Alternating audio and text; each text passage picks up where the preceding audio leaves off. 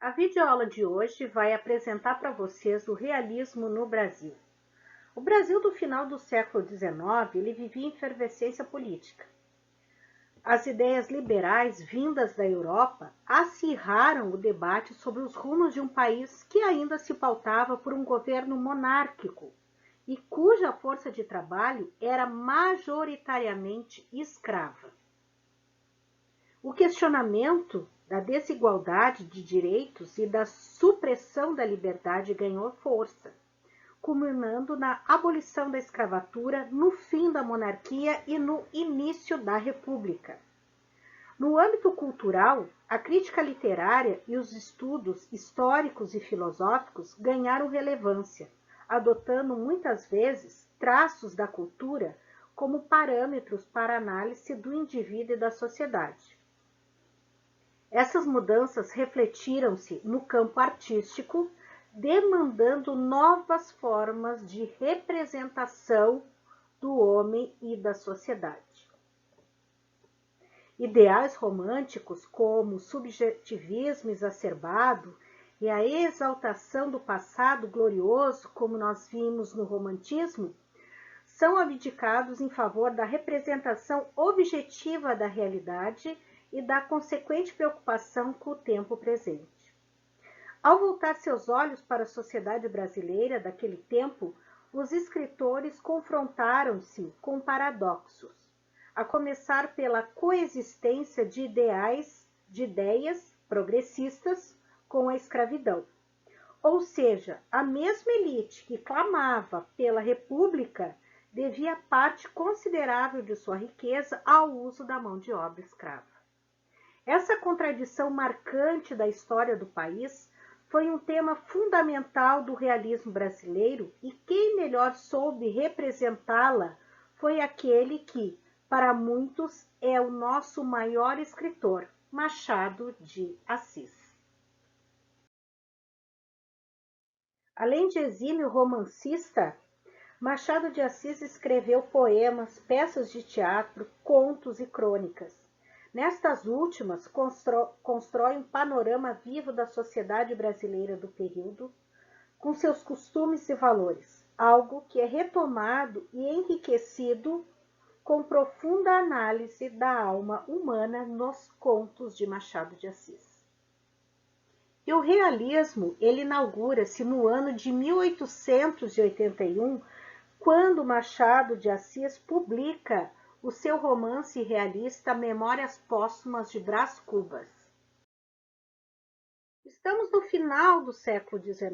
Entre 1888 e 1889, o Brasil tem suas reivindicações atendidas. A abolição da escravatura e a proclamação da República. De um lado, novas ideias influenciando o pensamento da época. Parece que tudo isso mostra um país aberto à modernidade. Mas na prática não foi bem assim. Do outro lado, porém, as velhas estruturas institucionais, que eram a oligarquia agrária, latifundiária e coronelista, mantendo o controle do Estado brasileiro. A gente deve entender as duas aplicações do termo realismo, né? De um lado, ele apresenta como um temperamento artístico que prefere e defende uma percepção objetiva da realidade. Do outro, um movimento específico do século XIX. Dá para dizer que teve realismo antes de surgir essa escola realista, o realismo? Teve sim. A gente pode observar essa questão mais realista nos romances na leitura do Inocência, de Visconde de Tuné, que ele se passa no interior, no sertão de Mato Grosso, e o Cabeleira, que se passa no sertão nordestino. Então, são romances que descrevem as características daquelas regiões, as características das personagens, das pessoas que viviam naquelas regiões.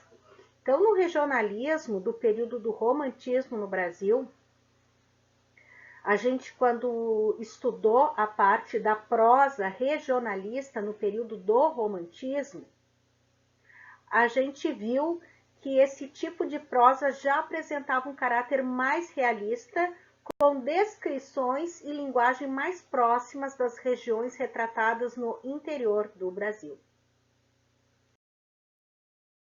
As marcas estéticas do realismo, ela traz, de um lado, as ideias liberais e republicanas, e de outro, as correntes cientificistas que passam a moldar o pensamento social. Nós falamos isso sobre cientificismo na videoaula sobre realismo e naturalismo, que é a introdução dessas escolas literárias.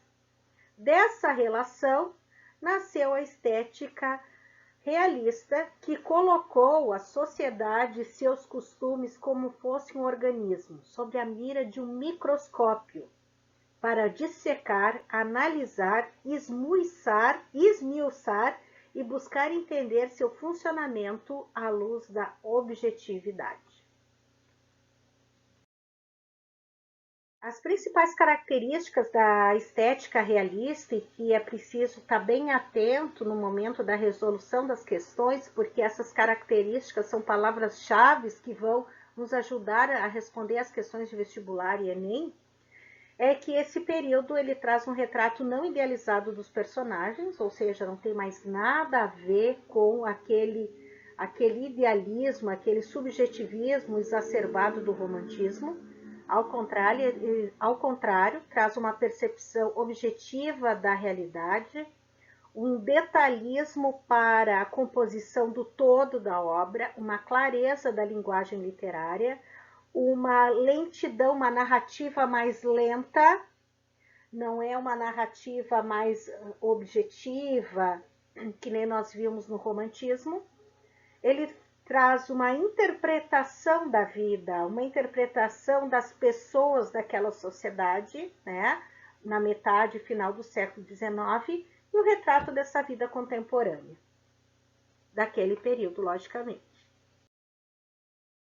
Em 1881, foram publicados os primeiros romances que são considerados, respectivamente, realista e naturalista, que são Memórias Póstumas de Brás Cubas, né, que inaugura o realismo no Brasil, do Machado de Assis, e O Mulato, de Aloísio Azevedo.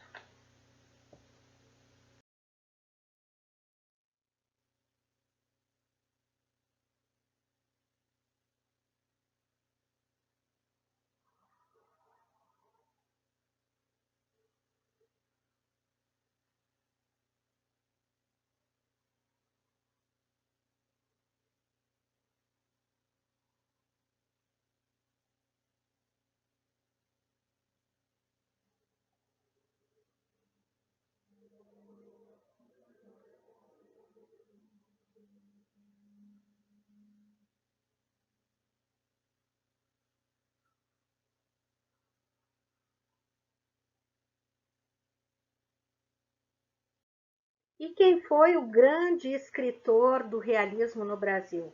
Joaquim Maria Machado de Assis nasceu em 1839 no Morro do Livramento, Rio de Janeiro. De origem humilde, mestiço, começou a ganhar a vida como aprendiz de tipógrafo. Pouco se sabe de sua infância. Acredita-se que tenha frequentado por algum tempo a escola pública de primeiras letras. A realidade, porém, é que Machado de Assis sempre foi um autodidata. Em 1869, ele se casou com Carolina Augusta Xavier de Novaes, que influenciou muito sua carreira. Ocupou vários cargos públicos e, juntamente com outros intelectuais, fundou a Academia Brasileira de Letras, sendo eleito seu presidente.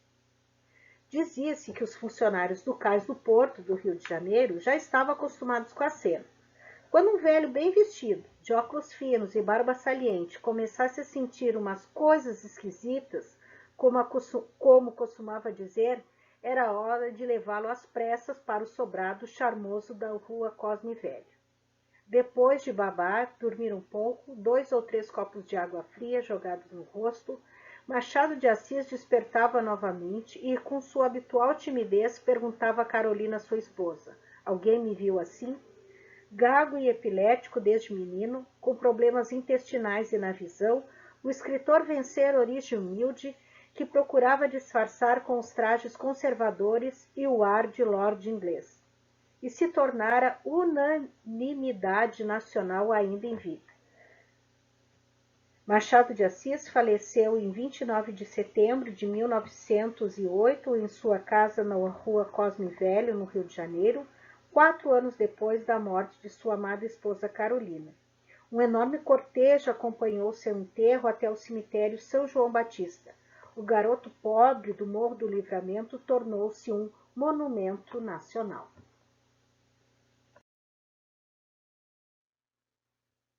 A obra do Machado de Assis, ela iniciou com seus primeiros romances apresentando características românticas, com enredos envolvendo história de amor que procuravam emocionar e divertir o leitor. Depois, ele inaugura o realismo no Brasil e ele se torna um adepto realista, com a publicação de Memórias Póstumas de Brás Cubas. A partir de então, a ironia, o pessimismo, o espírito crítico e uma profunda reflexão sobre a sociedade brasileira se tornarão as principais características de suas obras. Em 1897, ele funda a Academia Brasileira de Letras. Como eu havia falado, ele foi o primeiro presidente ocupando a cadeira número 23.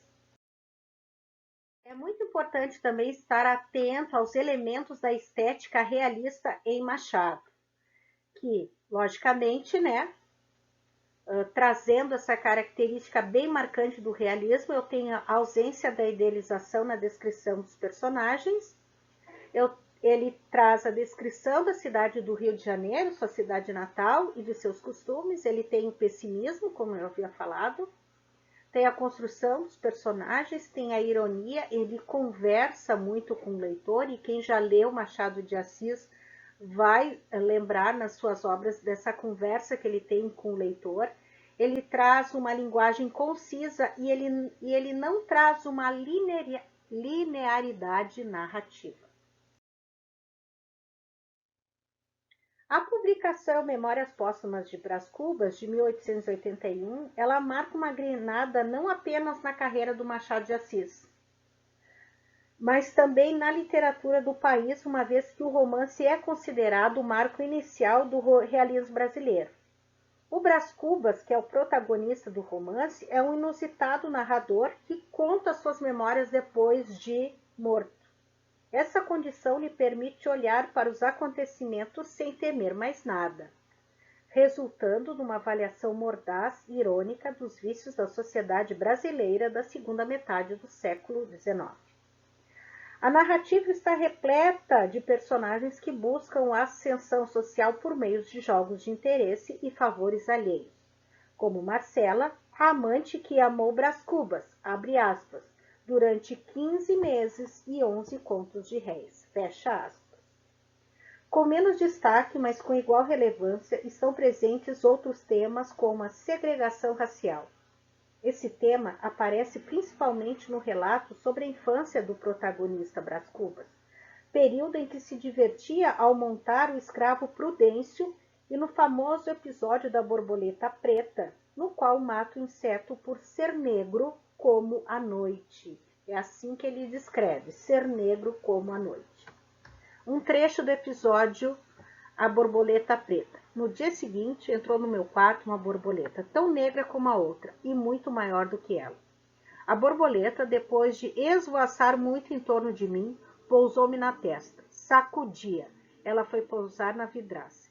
E porque eu a sacudisse de novo, saiu dali e veio parar em cima de um velho retrato do meu pai. Era negra como a noite. O gesto brando com que, uma vez posta, começou a mover as asas, tinha um certo ar escarninho, que me aborreceu muito.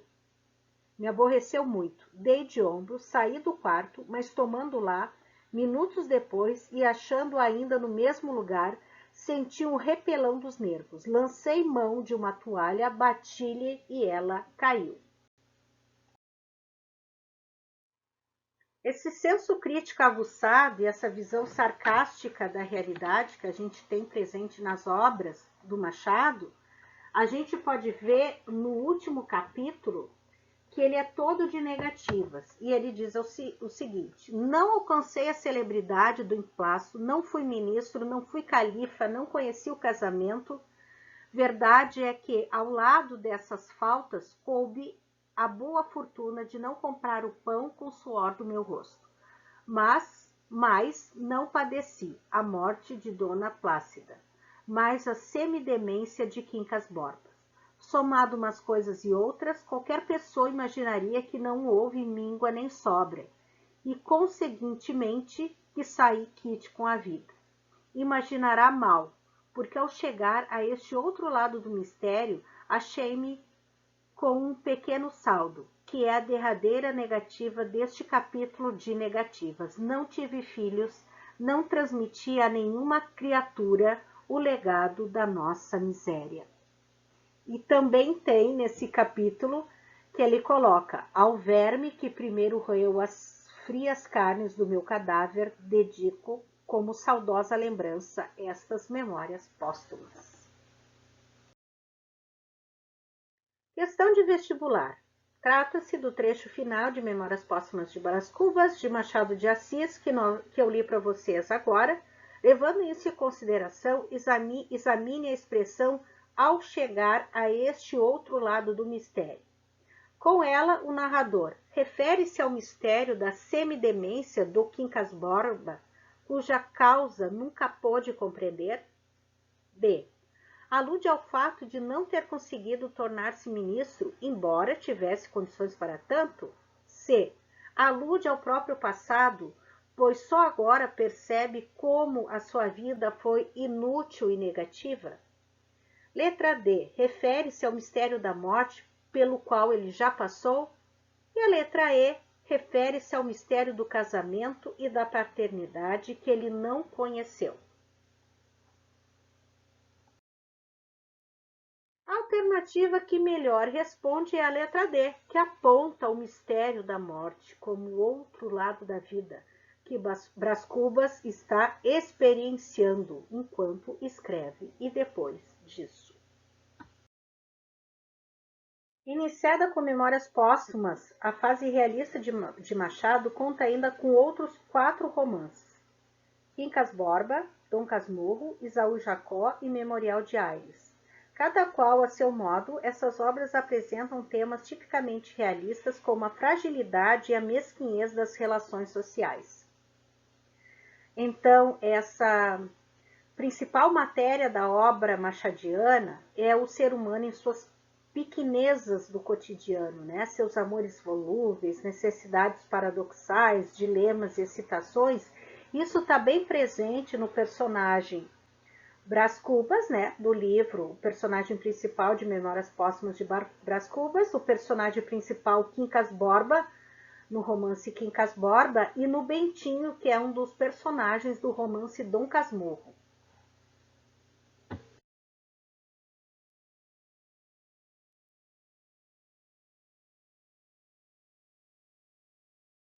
Na obra Dom Casmurro, por exemplo, nem mesmo o sentimento amoroso é poupado, uma vez que é marcado por uma desconfiança, um ciúme exagerado do personagem Bentinho. Esse personagem, ele narra o romance que conta que contra a vontade da mãe, ele abandona o seminário para se casar com Capitu, a vizinha por quem tinha verdadeiro fascínio. Porém, pouco sabe lidar com a personalidade da esposa e logo se torna obcecado pela ideia de que ela teria cometido adultério com Escobar, amigo do Bentinho desde os tempos do seminário. A obsessão era tanta que Bentinho põe em dúvida até a paternidade de Ezequiel, do filho que ele teve com Capitu. À medida que o garoto crescia, Bentinho acreditava estar diante da encarnação de seu amigo Escobar, que já estava morto àquela altura dos acontecimentos. A tensão do romance é sustentada principalmente pela postura pouco confiável do narrador, que, consumido pelo ciúme, tenta convencer o leitor do adultério de Capitu. Ou seja, ele, Bentinho, que era um ciumento, era o narrador da história. Desse modo, não se pode esquecer que tudo é narrado pela perspectiva de Bentinho, o que instaura uma névoa de dúvidas sobre os acontecimentos e o comportamento das demais personagens. Outro aspecto importante nessa obra é a narração em flashback, ou seja, é da velhice que Bentinho reconstitui a infância, a adolescência e a fase adulta, como se pode observar no trecho transcrito a seguir. Esse distanciamento temporal reforça ainda mais a parcialidade do relato. A certos respeitos, aquela vida antiga aparece-me despida de muitos encantos que lhe achei. Mas é também exato que perdeu muito espinho que a fez molesta, e de memória conservo alguma recordação doce e feiticeira. Na verdade, a grande sacada de Dom Casmurro é que o Machado de Assis, sim, ele deixa os seus leitores na dúvida se realmente Capitu traiu Bentinho com o seu melhor amigo, o Escobar. Algo interessante nessa obra, no capítulo 5, nós temos o agregado, onde está muito presente em diversas passagens do indivíduo que, mesmo livre, é pobre e depende de uma família abastada, da classe mais alta para sobreviver. Não é escravo, mas também não é totalmente dono de si, uma vez que sua existência está atrelada à vontade do senhor ou da senhora. Assim, a figura do agregado reflete as contradições da formação da sociedade brasileira no século XIX, dividida entre o sistema político e econômico, marcado por um modo de produção escravista e monocultor, controlado pelos senhores de engenho, e uma população livre em formação, mas sem condições de autonomia e subsistência. Esse capítulo está nas páginas 8 e 9 do livro de vocês. Seus primeiros romances, eles trazem como características românticas, com enredos envolvendo histórias de amor que procuravam emocionar e divertir o público. Então, nesses primeiros períodos do Machado de Assis, tem as obras Ressurreição, Helena e Aia Garcia, que possuem esse caráter mais romântico, sem grandes inovações na maneira de escrever, que apresenta também a sociedade carioca. Na fase seguinte do Machado, tem um olhar crítico e irônico marcado pelo pessimismo e pelo desmascaramento, muitas vezes cruel, das fraquezas humanas, das farsas sociais, dos jogos de salão que aconteciam muito no século XIX e do eterno contraste entre aparência vezes essência nos sujeitos. Então, nessas obras, que inclusive tem as imagens delas aí, ele já está numa situação econômica mais estável, né? E ele ganha esse status, esse reconhecimento, e ele consegue melhorar, né, financeiramente quando ele publica Memórias Póstumas de Brás Cubas, né, que inaugura o realismo no Brasil. Então, Machado, por estar com essa situação econômica mais estável, ele pode se debruçar melhor sobre a essência humana, enfrentando por meio das palavras nossa precariedade existencial.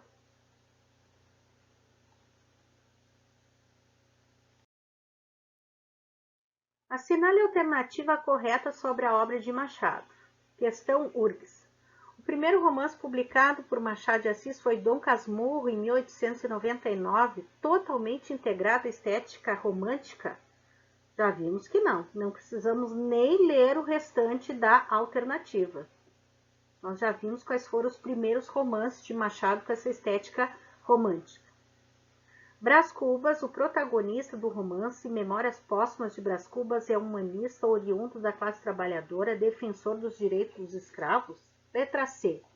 Quincas Borba, único romance de Machado que apresenta narrador em primeira pessoa, é narrado pelo próprio Quincas? Letra D. Várias histórias reúnem alguns dos principais contos de Machado de Assis, entre eles A Causa Secreta, que narra o prazer mórbido que sente Fortunato ao presenciar o sofrimento alheio. Ele foi um grande contista também, né? Helena é um romance da última fase de Machado de Assis, já integrado ao realismo, na qual se destaca a ironia que consagrou o autor. Já vimos que Helena faz parte da primeira fase, que é aquela vertente do romantismo. O primeiro romance realista que Machado publicou é Memórias Póstumas de Brás Cubas, que inaugura o realismo no Brasil. A alternativa B está incorreta, pois Brás Cubas é um homem da elite e não estava preocupado com os direitos dos escravos. A alternativa C está incorreta, pois Quincas Borba é um romance narrado em terceira pessoa. Alternativa E está incorreta, pois Helena é um romance da primeira fase do autor, a fase romântica. Portanto, a correta é a letra D. Urgues, considere as seguintes afirmações sobre o livro Dom Casmurro. 1. O romance de Machado de Assis, narrado em terceira pessoa, expõe o triângulo amoroso entre Bentinho, Capitu e Escobar. O narrador, que ingressa na consciência de todos os personagens, revela ao leitor a traição de Capitu e a paternidade de seu filho Ezequiel. 2. O livro está estruturado em forma de diário, por isso guarda as lembranças mais íntimas de Dom Casmurro. A personagem registra que não quer ter suas memórias reveladas, pois isso macularia sua imagem ante a sociedade fluminense, sociedade do Rio de Janeiro. Número 3. O agregado da família Santiago José Dias desempenha funções elevadas de conselheiro e rebaixados de mandalete. Sua acomodação nessa família dá mostras dos arranjos sociais entre homens livres e classe dominante. A correta? A, B, C, D ou E?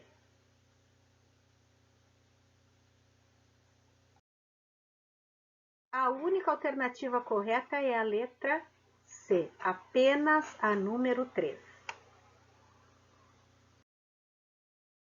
Machado de Assis no Enem, no trecho abaixo, o narrador, ao descrever a personagem, critica sutilmente um outro estilo da época, o romantismo. Naquele tempo, contava apenas uns 15 ou 16 anos. Era talvez a mais atrevida criatura da nossa raça e com certeza a mais voluntariosa. Não digo que já lhe coubesse a primazia da beleza entre as mocinhas do tempo, porque isso não é romance, em que o autor sobredoura a realidade e fecha os olhos às sardas e espinhas. Mas também não digo que lhe maculasse o rosto nenhuma sarda ou espinha, não. Era bonita, fresca, saía das mãos da natureza, cheia daquele feitiço precário e eterno que um indivíduo passa a outro indivíduo para os fins secretos da criação. A frase do texto em que se percebe a crítica do narrador ao romantismo está transcrita na alternativa letra A. O autor sobredoura a realidade e fecha os olhos às sardas e espinhas? Era talvez a mais atrevida criatura da nossa raça? Era bonita, fresca, saía das mãos da natureza, cheia daquele feitiço precário e eterno, letra D. Naquele tempo contava apenas uns 15 ou 16 anos, e letra E, o indivíduo passa a outro indivíduo para os fins secretos da criação. A alternativa correta é a letra A. Machado faz uma sutil crítica aos românticos que idealizavam a mulher, tornando uma espécie de musa inatingível. Capitu, que é um trecho do romance O Dom Casmurro, captura real e, assim como as mocinhas de sua idade, possuía sardas e espinhas, mas nem por isso deixava de ser bela. Machado de Assis é autor de quase 200 contos, o que o situa pela quantidade do que escreveu. Entre os melhores que se produziram em língua portuguesa, e muitos deles podem ser incluídos na primeira linha da literatura de sua época em todo o mundo. Diferente do romance, em que há um acúmulo de peripécias e geralmente numerosas personagens, o conto tem número reduzido de personagens e gira em torno de um só acontecimento central, convergindo para ele todos os demais elementos, personagens, climas e situações.